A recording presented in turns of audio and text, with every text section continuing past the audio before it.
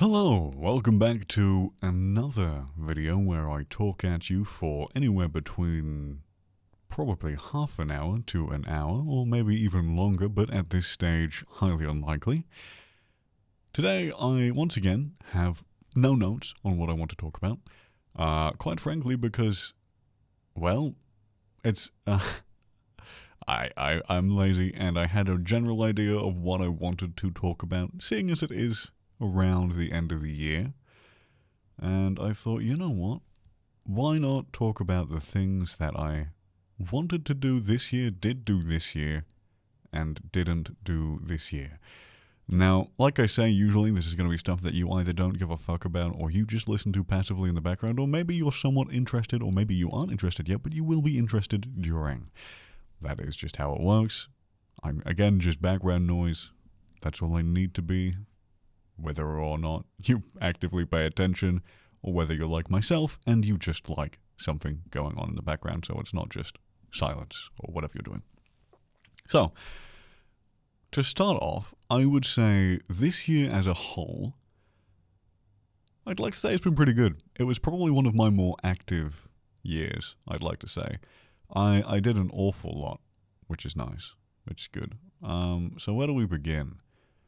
I think I hang out with my friends quite a lot this year, and that was nice. I was almost always out at least once to twice a week, which is kind of refreshing, especially considering, I left school. When I say left school, I graduated 2019, the end of 2019, so going into 2020, and then not really having the same social environment as I used to have, due to the fact that obviously I'm now no longer in school, seeing my friends every day.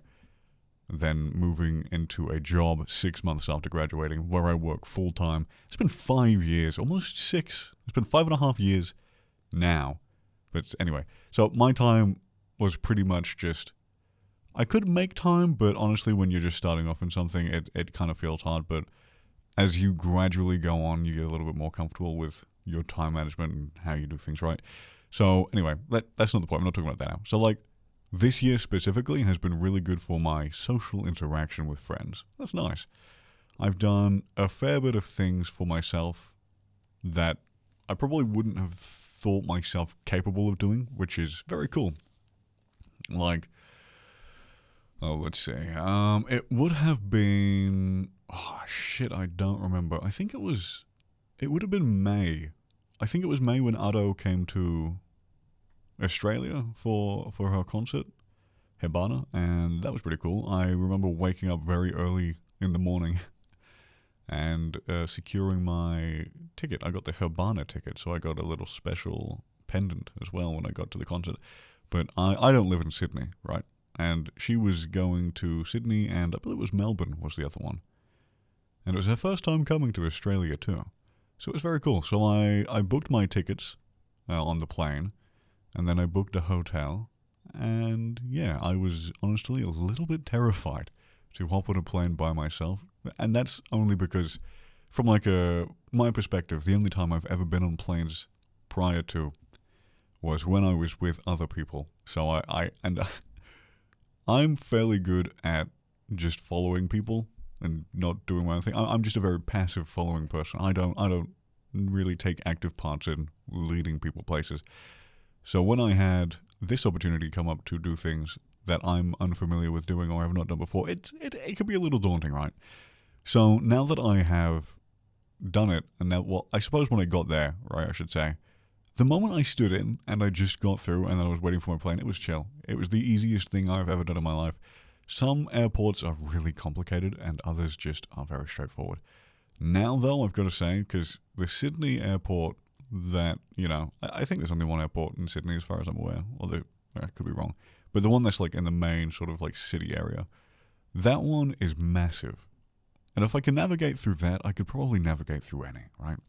So, keeping in mind as well, I'm no stranger to planes and airports because I'm decently traveled. I've used them a fair bit. And I went to Japan last year, February, with a friend, and I managed to make it onto the plane well. And you know what? I will hand that to my friend for helping me through that. They were very helpful. Because, fuck me. Again, like I said, not used to traveling without, like, the aid of parents who usually do all the work. But now that I'm 23, almost 24, I think it's a good first step that I've been able to lead myself onto a plane by my lonesome. And yeah, so I went to Sydney by myself to go to the Otto concert, figured out how to do all that, got on a train, and then couldn't work out the bus system because I couldn't find the bus that it was telling me to go for, because I had it in, like, segmented bits where it was, like, alphabetized by signs. I couldn't find the letter and number that I was looking for my bus. So I just pulled out my phone and I just honestly ordered an Uber, and I waited like 2 minutes for it to arrive, and it was just much easier. I mean, and it was also cheaper than just getting an Uber from the airport. So I did that. Oh, pardon me. Sorry. But yeah. So traveling through that was interesting, and then once I got to my hotel, I could not for the life of me figure out how to open the door. I would put the card in, and I would go to open the door, and it just wouldn't work. And I only realized the reason that is because I was just doing it like a moron. I wasn't waiting for it to actually do its little beep thing. I was like, I put it in, I see it green, I go to open, I'm like, why isn't this goddamn door opening? And yeah, in hindsight, again, when you're a child following around your parents into the hotel room or just airports and stuff like that, you realize just how you lack, or you are just, you are doing things autonomously, or you're just there, you're literally just following along. But doing it yourself, completely different. But now you'll be glad to know I'm actually quite the professional when it comes to opening hotel room doors. But another funny thing is, when I got in there, I had also completely forgotten that sometimes hotel rooms require you to put your card into a little slot to have access to power. So I got in there, and I genuinely I started having another, like, little panic. I was like, oh my god, you're fucking kidding me. Now I don't have any fucking power. It, like, took me 10 minutes to get into the goddamn door, and I was freaking my shit.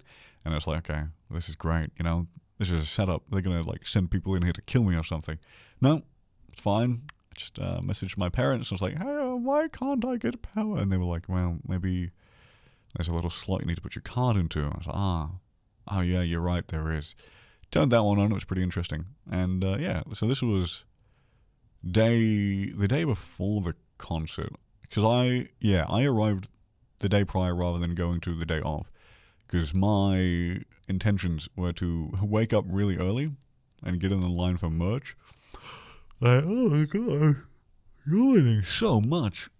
And so yeah, that's why I got I arrived the day prior. That was pretty cool. I had the strangest dream though.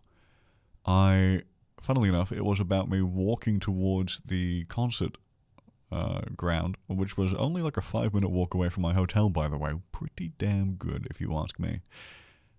And yeah, so it turned into a nightmare of sorts. I got mugged on the way there. It was very strange. I have only very vague memory of it now, but I remember recording a video when I woke up.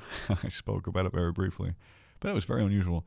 Yeah, no, and I walked around. I tried to find a fried chicken place, but couldn't find it for the life of me, right? And only after I had sat down and got a little burger from some burger place, it was very nice, I walked literally outside the burger place, looked to the right, and it was quite literally just the next stop. Like, I'd had to walk like 5 centimeters, and I would have been at the chicken place. But you know how it is. Sometimes you're just kind of stupid, and you miss these things, and you get a ball. So yeah, anyway, that was pretty chill. Burger was nice, though, so I don't regret that. But no, Sydney's actually very nice. I actually thoroughly enjoyed it. There's a lot more there, which, you know, makes sense considering or at least that area there being the city. It's kind of like Brisbane on crack is how I'd probably describe it. People might agree or disagree, but it's just how I viewed it. And I actually kind of liked it. But I imagine when I was there it was relatively expensive, but I suppose that's just how it goes now. But yeah, no, and I think it's nice just because things actually happen there. Not a lot of things happen in my area, which is I guess it makes sense. Well, we wish it didn't make sense, but it does. What else? Generally speaking, it's just a lot of fun. Yeah, it was just a lot of fun to go to Sydney and actually have time to do things, I suppose, at my own pace, just doing what I want, not have to worry. And it was good. So then, obviously, the next day comes after having this nightmare. I woke up at 4 in the morning because I wanted to get there real early to make sure that I had not a massive or long wait in the line. I woke up after that nightmare like, oh, okay, holy shit. I kind of just was too tired. So I just closed my eyes again and I eventually got out of bed at like 5:30. I got dressed and then I went down into the elevator, left the building, made my way over to the venue where they had the merch, and I actually got a decent little bit in the line. I wasn't in the where they have all the fences and stuff. I was probably about what? I can't tell you length, like a meter, like maybe 5 meters away from it. I don't know. Anyway, it wasn't bad. I got a really good spot, and yeah, you had to wait until a specific time for the merch stall to open. But my God, by the time that thing opened, the line went from fucking obviously where it starts, all the way down a hill, then all the way back up to past the actual merch store. It was insane. There were so many people there. I was worried I wouldn't get a fucking light stick, right? But tell you what, I actually got everything I wanted. I got the shirt, the sweater I wanted, the light stick, and then I even got 2 of the Polaroids. I kind of wanted to get more, but obviously at that point, I think I was spending, would have been like $400. Like, oh dear Lord. Which is, it's worth it in my opinion. I feel like I got something else, but I genuinely don't remember. I probably didn't. But anyway, it was great. Thoroughly enjoyed that experience. And the concert itself was just phenomenal. And again, I got to the lineup to get into the actual building for the concert early. So I stood there for a while so I didn't have to faff about. Well, I had to faff about while waiting for the lineup to happen. But so I got just a decent chunk into the line instead of having to wait a long time. If I didn't, I like to be on time for things, if not a little early when I can. And yeah, it was nice. Got through the little check-in and made my way to the seat after buying I think it was I want to say $10. Hold on. You know what? I'll see if I can find it, actually. It was a CC's, which is basically just like an alcoholic, or at least has like a ginger beer kind of, taste? I don't know. Anyway, I can't remember how much it cost. However, I do have a video of it. And let me see if I can find it really quickly.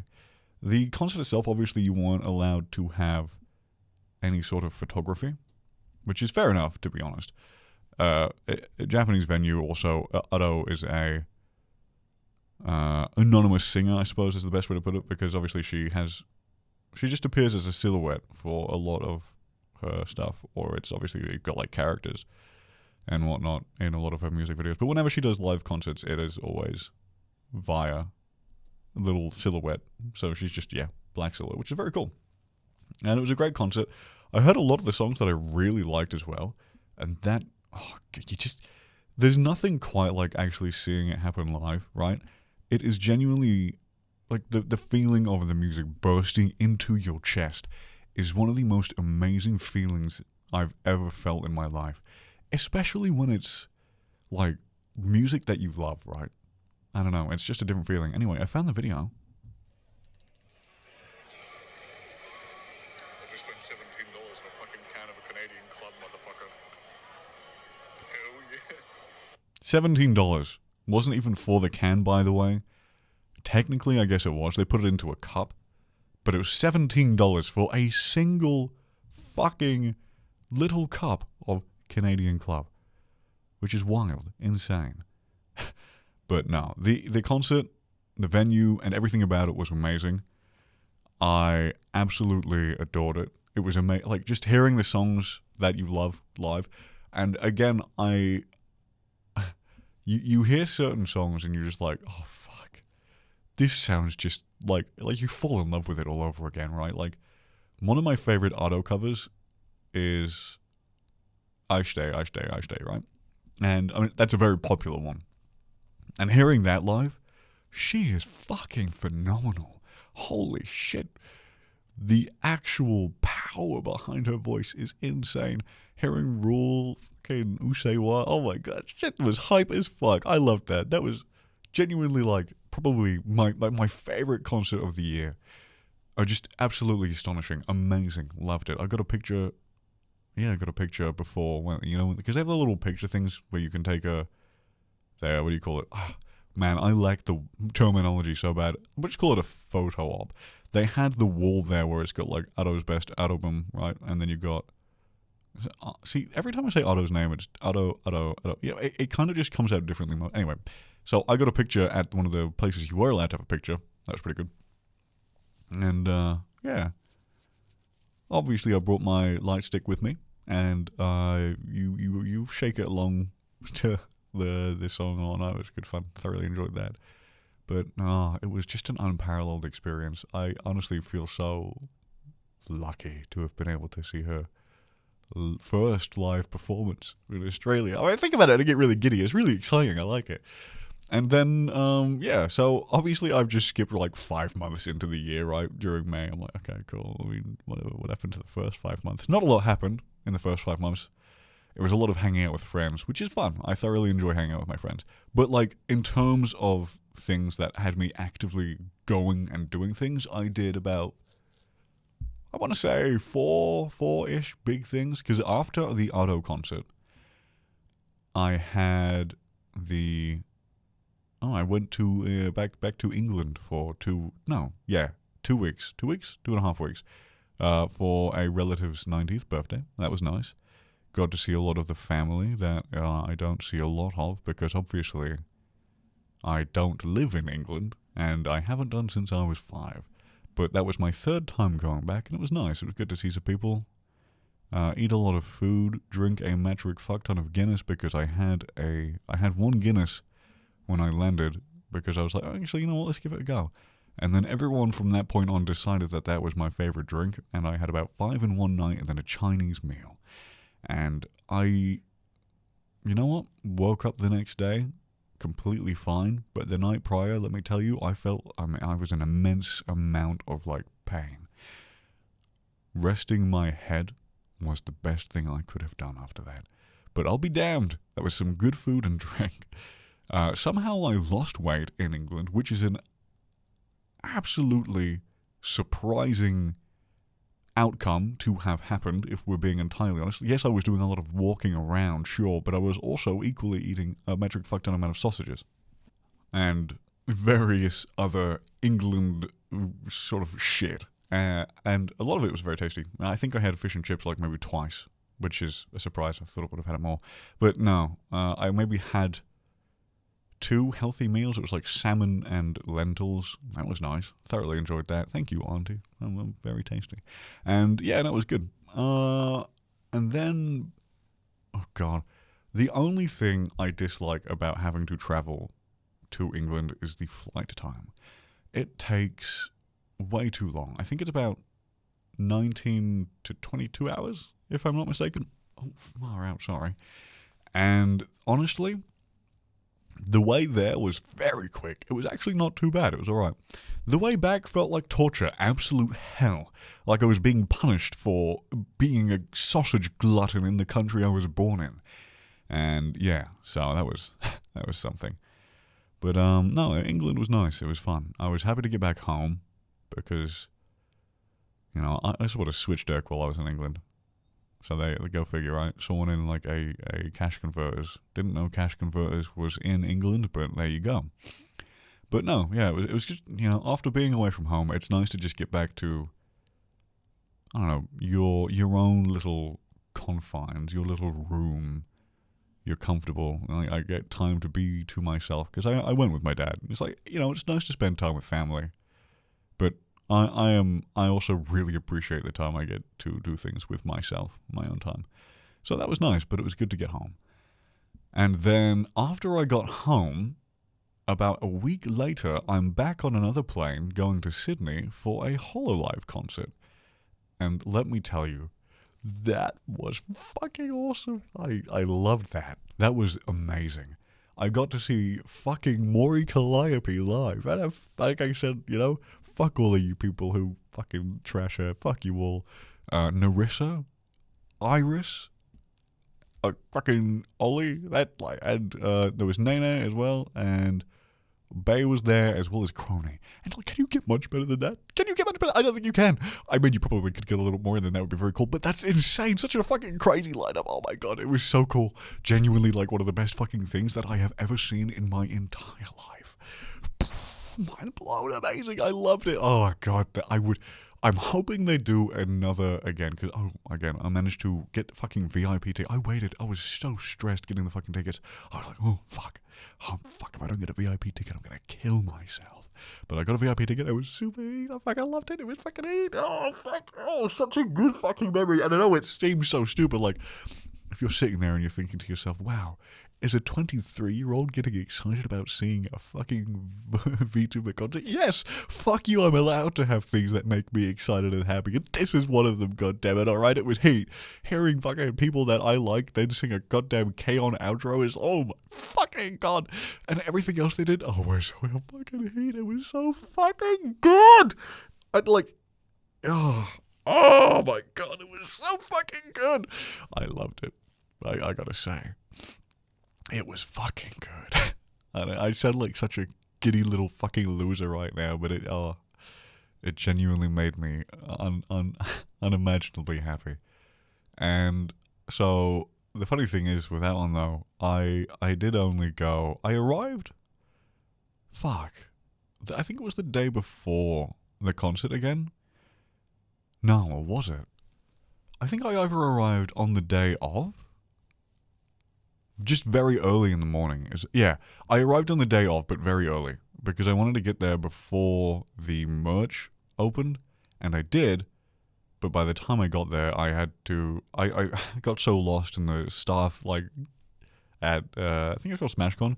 Well, not... I said the staff. They were very nice people there. But I asked about being able to get merch, and the person said, yes, it's over there. Because I think I confused them when I asked. I showed them the ticket. I was like, can I come in and do the blah, blah, blah? And they were like, that'll be down there. I said, okay. So I walked all the way to the other side, and I was like, well, this... And then they pointed me in another direction when I got there. I was like, okay. So, but to their merit, because of that experience, I figured out where I had to line up. So I did that. And yeah, no, it was pretty good. And then once I got inside to get the merch, I got lost immediately and accidentally made my way into the actual convention. And so I looked at everything in there. I kind of just stared at it. And I was like, I don't think this is where I'm meant to be. So I made my way back up and out. And eventually I found where they had the Hololive stuff. And I got myself another light stick. Because, fun fact, I actually really like to collect light sticks. I think they're very cool. Pen lights are probably my favorite thing to get because lights are my favorite thing in the world. So having a stick that has light on it, or in it, is actually the most hype thing I've ever had the experience of being able to wave around in my hand. And that was good. But by the time I got there, the only thing they had available was the light sticks. Which was fine, so I just ordered the shirt, a button, and the diorama little acrylic online. And yeah, then you get a couple of extra little goodies for having the VIP ticket, and that was nice, so I still have all that. And the concert itself was nice. Oh my god, my seat was heat. I'm not even going to lie. I got such good seating. It was amazing. Again, this was another one you aren't allowed to record or take videos at. I think that might just be a general rule for some Japanese venue or concert kind of things, which is fair. But then I think back to the Miku Expo I went to it would have been December. Oh, fuck, it would have been 2024. I don't know if it was December, but yeah, and I filmed a fair bit of that. So that didn't have the camera thing, and if it did, I didn't see it. But I did record some of that, and that was hype heat. Anyway, that was cool. But honestly, Hololive concert was amazing. I wish it was longer. I could have sat there for ages. I had my lights on Callie's color every time she was on stage. When she wasn't, I would swap it to like Nerissa's or Iris's, right? But anytime Callie was there, she's my Kami Oshi from Hololive, right? So I thoroughly enjoyed being able to be delusional. I'd like wave her thought around and I'm like, she's looking at me! She's looking at me! I got to be the delusional guy. It was exciting. And it was nice. It's nice to see the people you sort of watch online, I guess, perform in person, even though I know they're not actually there, right? But it is still like, wow, you're performing for all of us right here. And it's very cool. And the fan base is so like lovely and welcoming. I'm not even gonna lie. It was probably the most fun I've ever had waiting for a concert to start. Because there were people in cosplays pulling up, doing fun little things. There was a Watame who was doing a dance, and there was a very buff Bibu, and it was amazing. I think he arm wrestled the Watame, and it was just like the best thing I've ever seen. It was amazing. So many different cosplays, so many people doing some funny shit, and then I just, at some point, started playing Uma Musume on my phone, and then I got the guy to my left, he starts playing Uma Musume on his phone as well, and it was fucking good. Such a beautiful night. Like, I genuinely just thoroughly enjoyed being able to go and do that. And then it would have been the day after I had to get back on the plane very early in the morning, because again, I like my time to be used wisely, so I didn't want to get back home late on a Sunday. So I did that, and that was nice.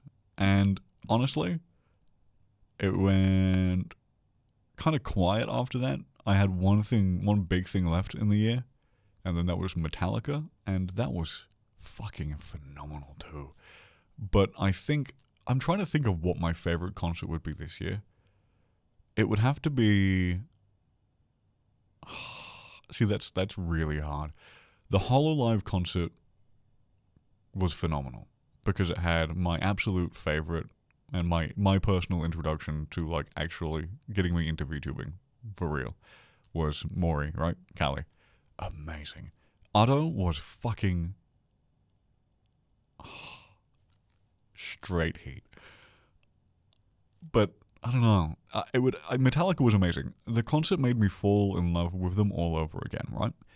But I think I'm so stupid and simple that because Hololive and Otto are like kind of something that I have, and they're around like my sort of niche, I guess.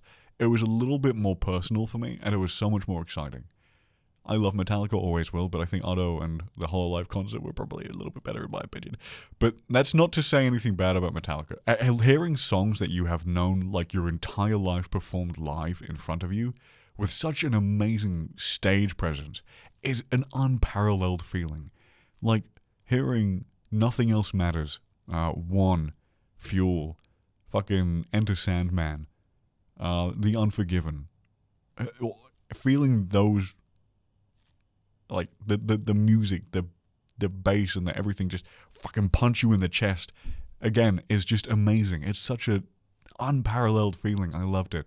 And the crowd work from everyone in the band, like James was just phenomenal, Kirk, Robert, I think, is his name Robert? Oh fuck. And then Lars as well. They all did a really, really good job.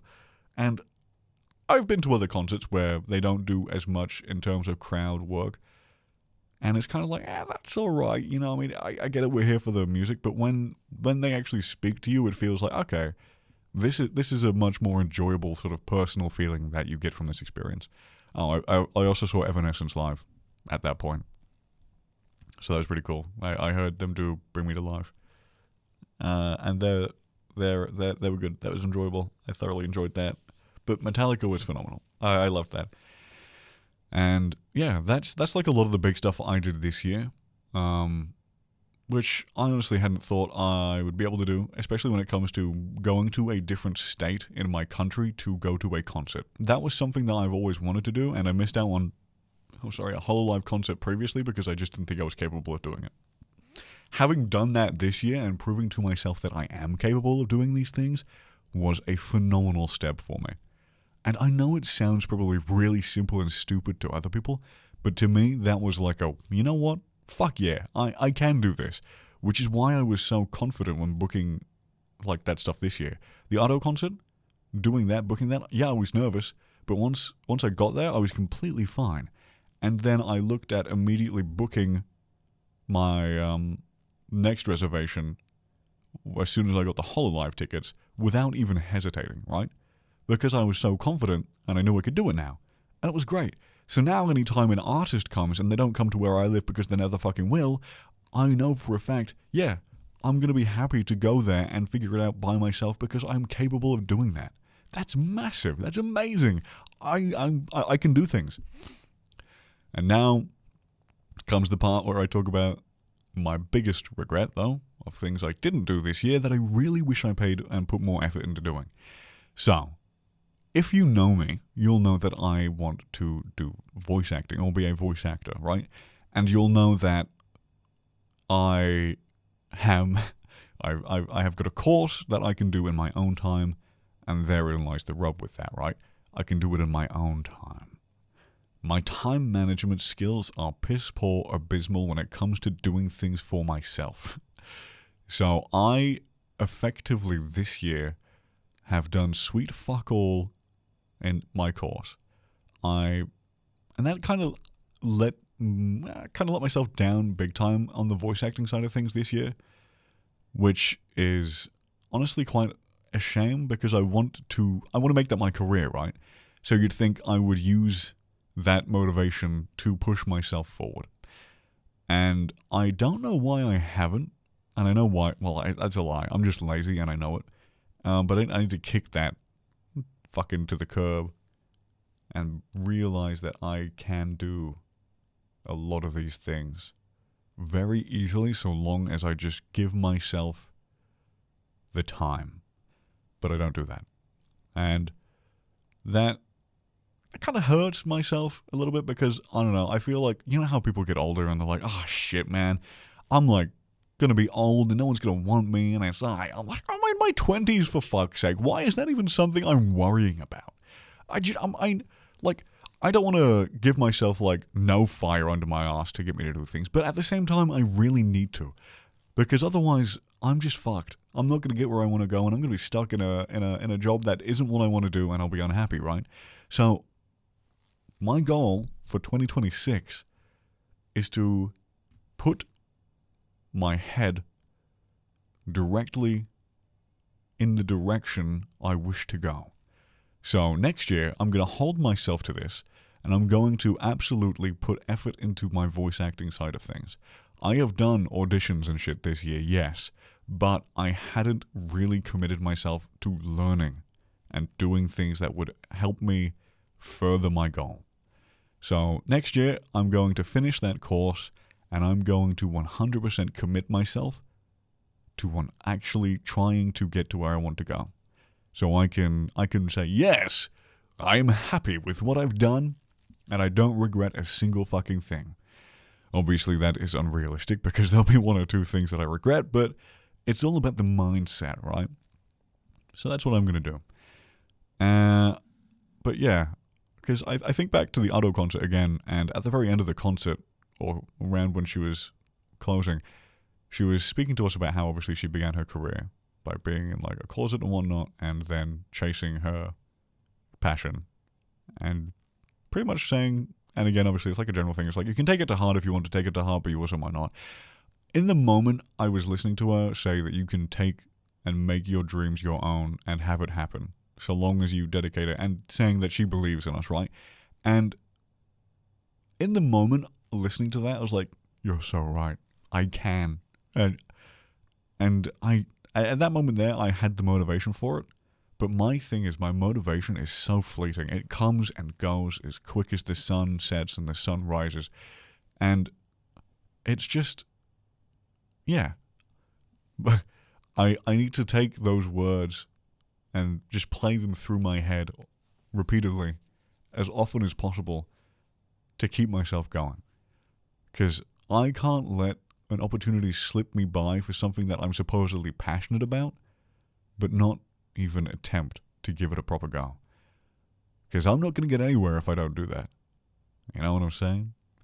So, as amazing as this year was, with all the amazing things that I have done, there are a few things I wish I could have done better. And voice acting side of things is absolutely one of them.